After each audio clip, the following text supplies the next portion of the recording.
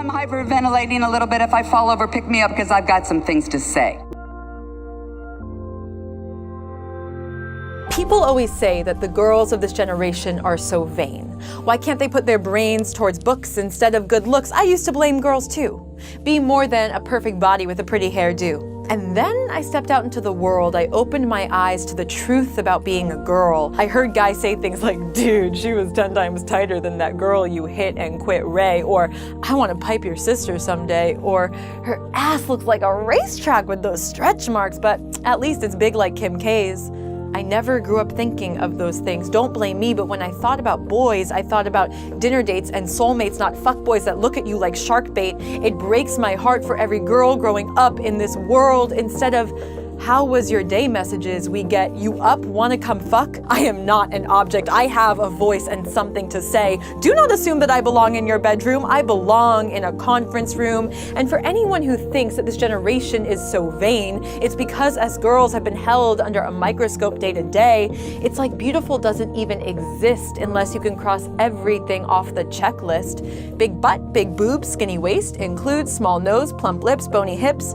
Hairless, careless, but still has an awareness. In all fairness, I want to be seen as beautiful too. I mean, I don't want to be demeaned. I mean, I'm not the same girl I was at 15. I mean, I'm stuck in between being a girl and a woman, growing up in a world that has taught me to look sexy, get a degree, maybe a little rhinoplasty, but never disagree with misogyny.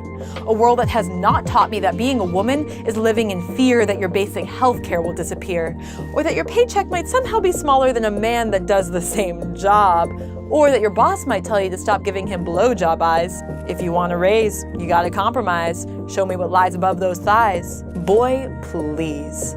The moment you misidentified everything was when you forgot that not even 100 years ago, I could not vote. Look at what happens when you try to demote the very bodies that give birth to you, please. We are used to it all and we are appalled, but you see, we don't know what it's like to be free.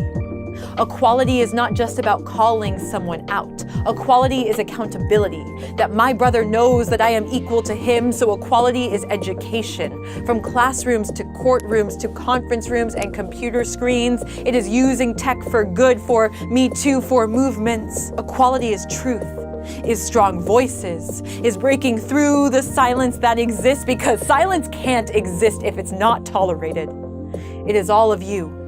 Changing the future, clearing the path for every woman and every man. It is raising the next generation to know that not only does their voice matter, but it will be heard. And that's why we got the power in our hands, because we will not sit back and nod and smile while certain people reconcile the rules to being fertile. Sorry, but it's my body, baby. I may be a young lady, but my dad always taught me to speak out and fight against injustice of every kind. So here I am speaking out for all my ladies in the house. We will not stop the fight until we hold our rights for women of every color, size, shape, sexual identity, and place in this world.